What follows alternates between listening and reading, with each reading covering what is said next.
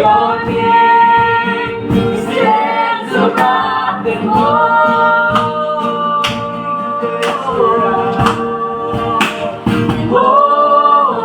Holy, all creation's cry. Holy, you are lifted high. Holy,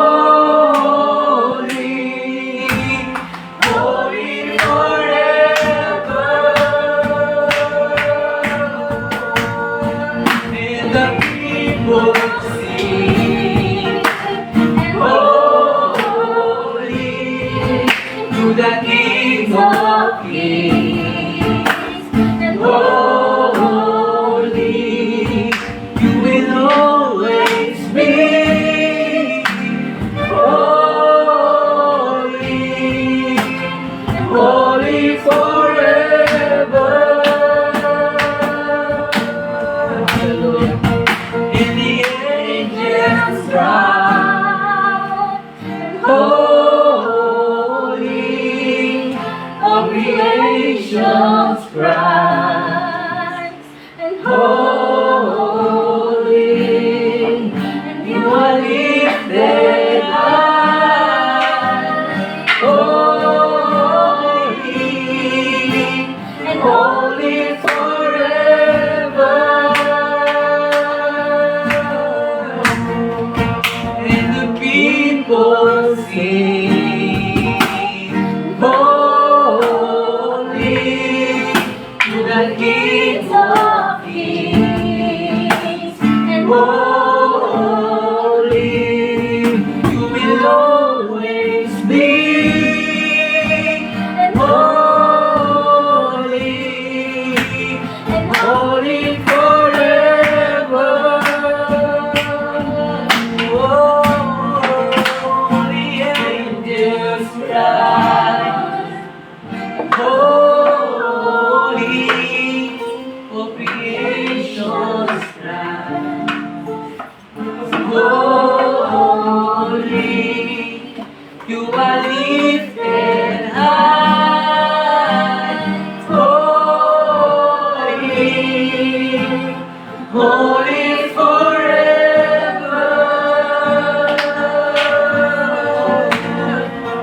And people sing, holy, to the King of Kings. Holy, you will always be. Holy, holy forever.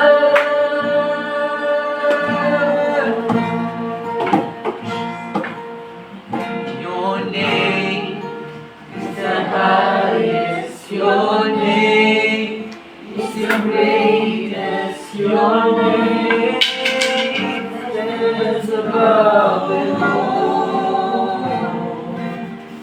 all thrones and dominions, all powers and positions. Your name stands above them all.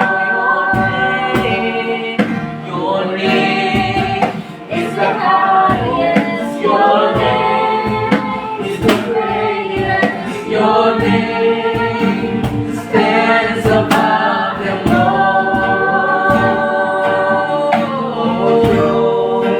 And dominions, all powers and positions.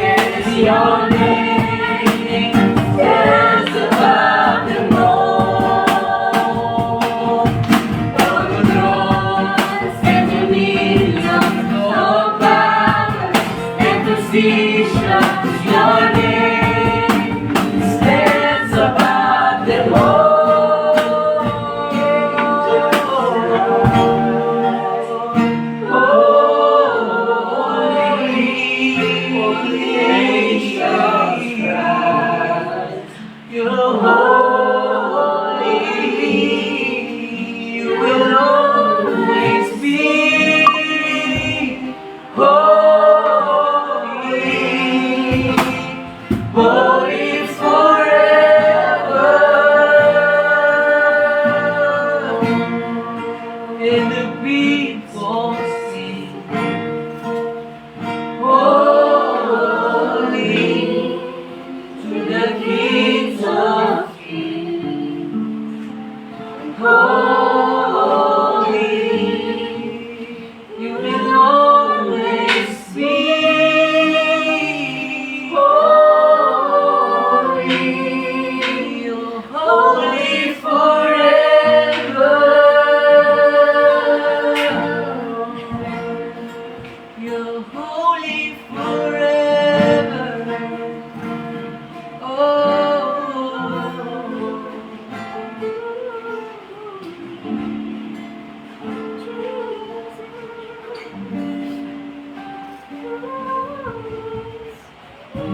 Even when I don't see you work, even when I don't feel it, you're working. Never stop working. Never stop working. Even when I don't see it, you're working.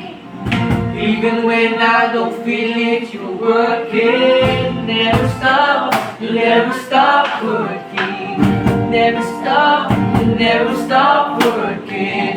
Even when I don't see it, you're working. Even when I don't feel it, you're working. Never stop working. Never stop working. Even when I don't see it, you're working. Even when I don't feel it, you're working. Never stop working. Never stop working. Even when I don't see it, you're working. Even when I don't feel it, you're working. Never stop working. You never stop. Waymaker, miracle worker, promise keeper, light in the darkness, my God, that is who you are.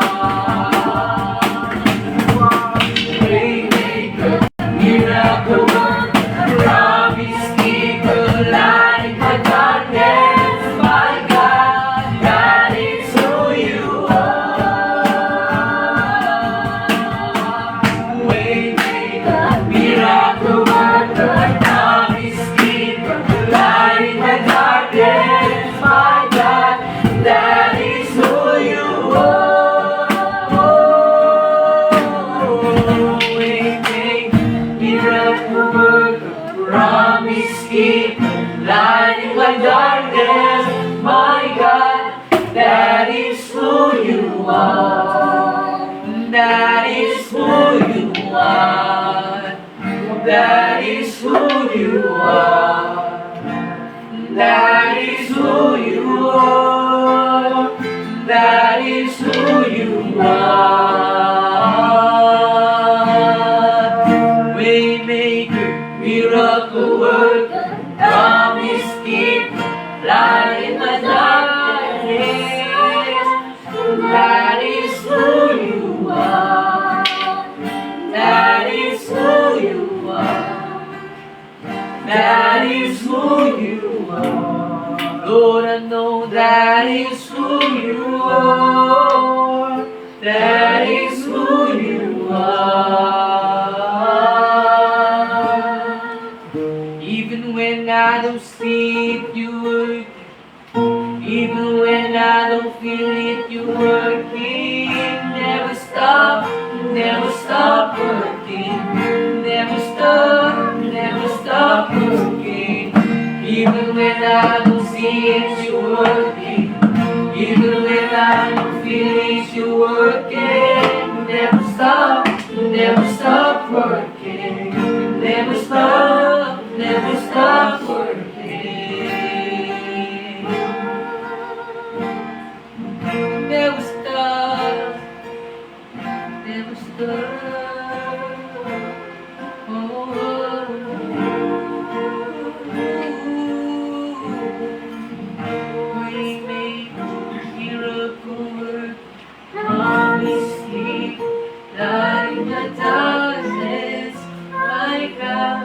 That is who you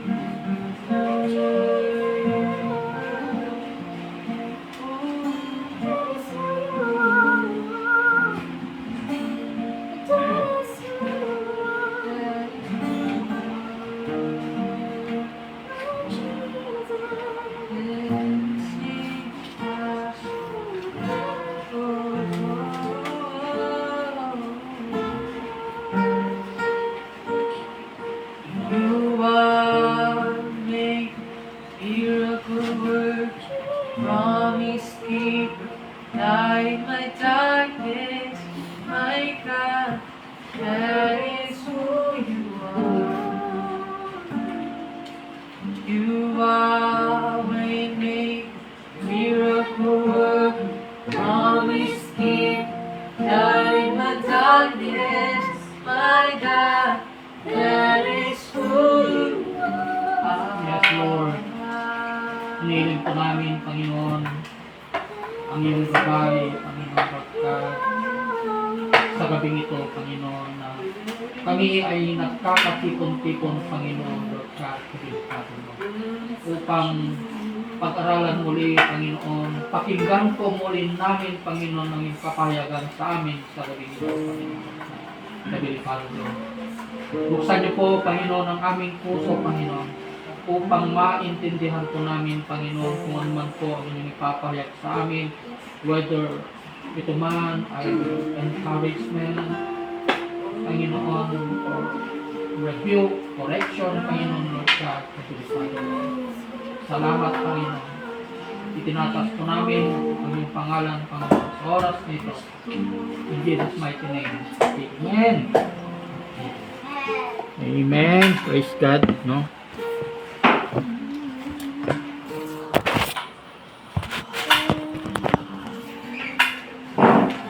Amen. Hallelujah, no? Magandang gabi sa ating lahat, mga binigiliw, mga minamahal ng Panginoon, no?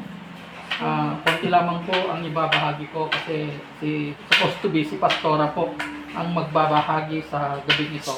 Nakiusap lang ako, nabigyan lang niya ako ng konti na oras para ibahagi ko po kung ano yung kapahayagan ng Panginoon sa atin sa gabing ito, no. Ito yung paulit-ulit na itinuro ng ating Panginoong Jesucristo.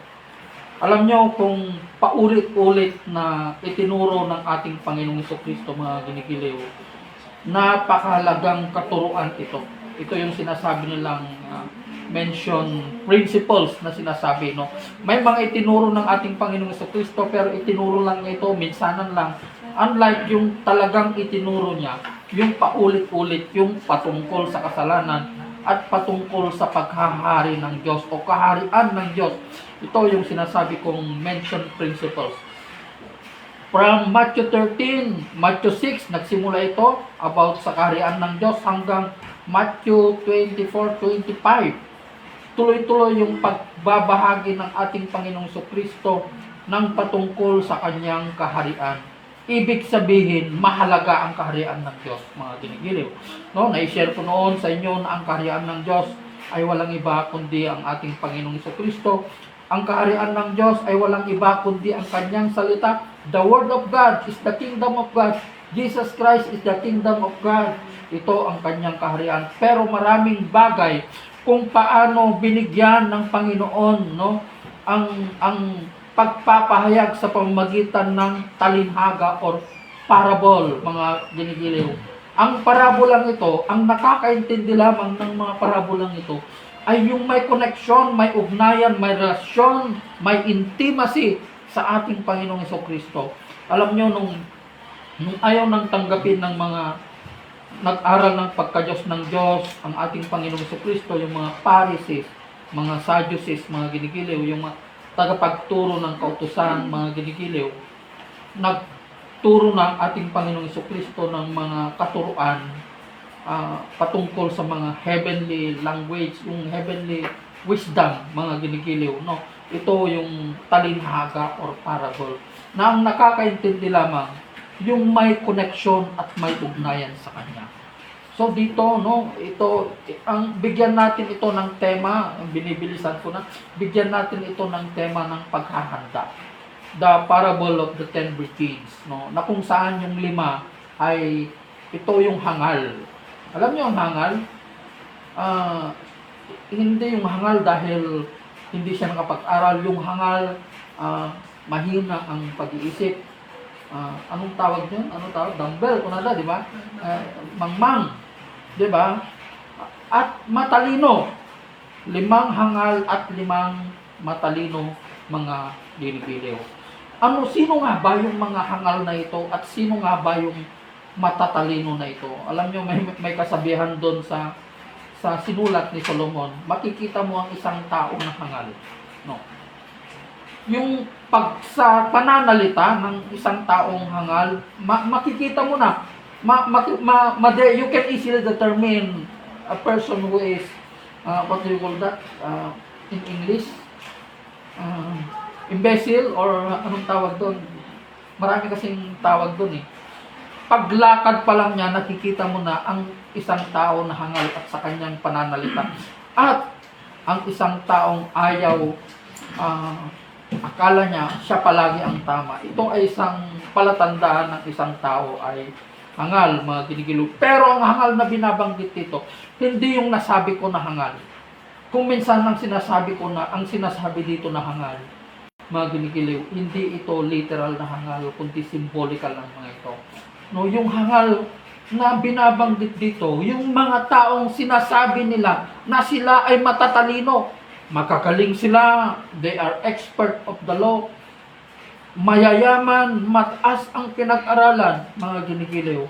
Kaya lang, mga ginigiliw, ang pinapaniwalaan nila at pinapanigan nila ng katotohanan, yung naabot ng kanilang, yung napag-aralan nila, sila ang binabanggit dito na hangal sa karakter na ito na pag-uusapan natin ngayon.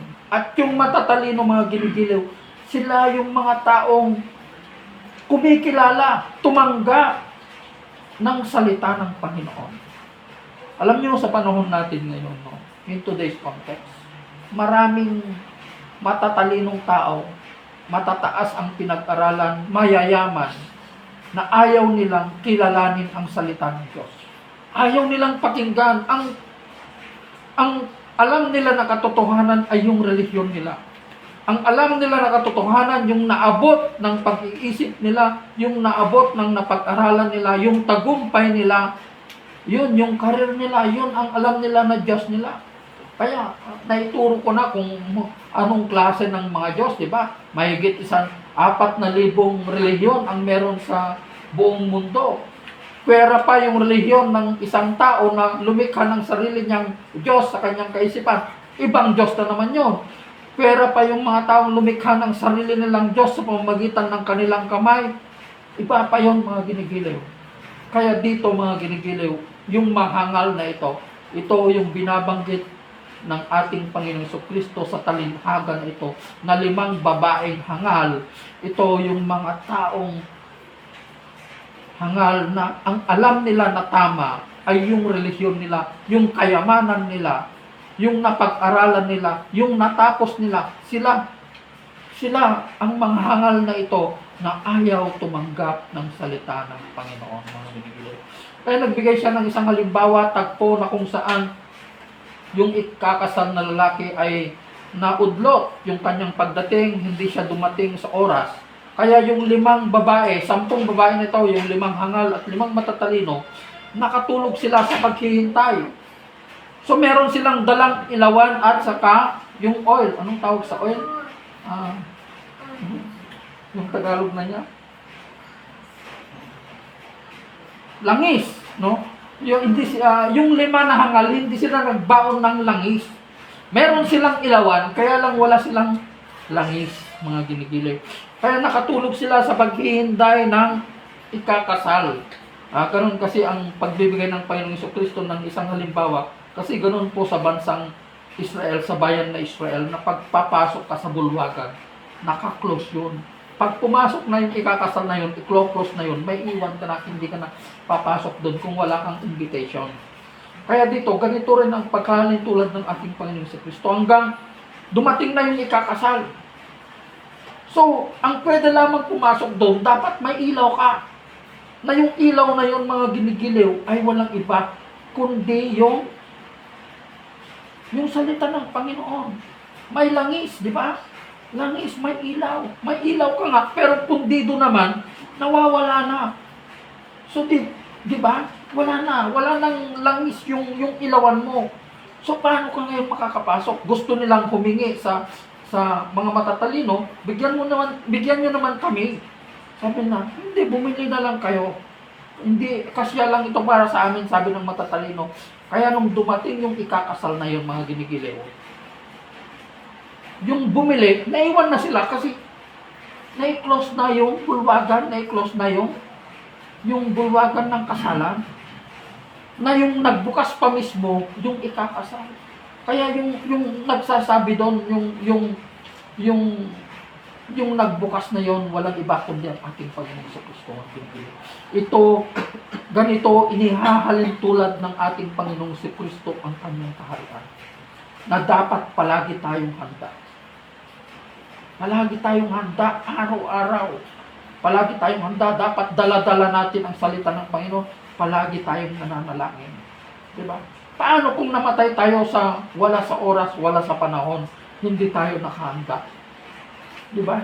Wala nang pag-asa. Alam mo pang isang tao, pag namatay yan, wala ka ng pag-asa.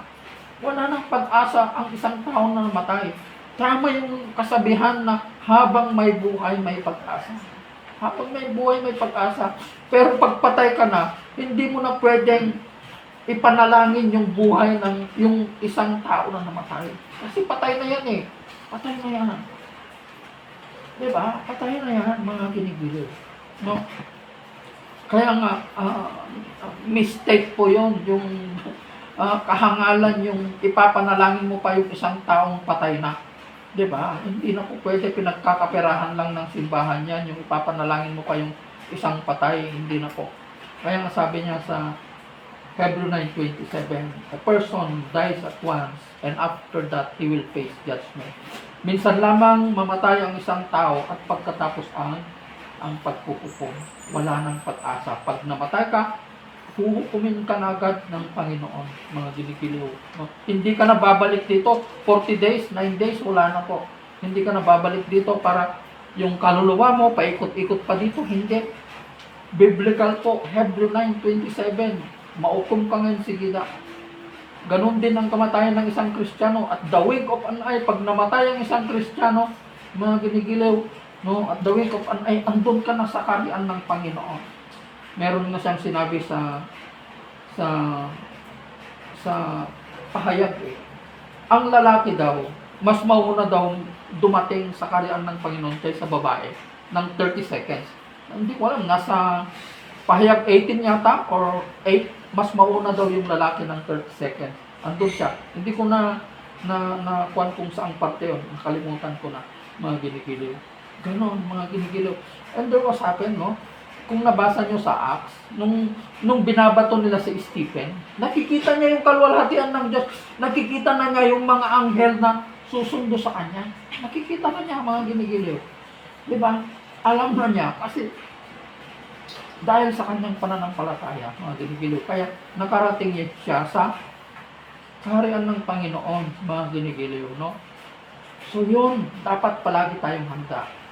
Ang sandata na sinasabi niya dito, yung ilawan at langis ay walang iba kundi ang ating panalangin at ang salita ng Panginoon at pagsasabuhay natin ng salita ng Panginoon.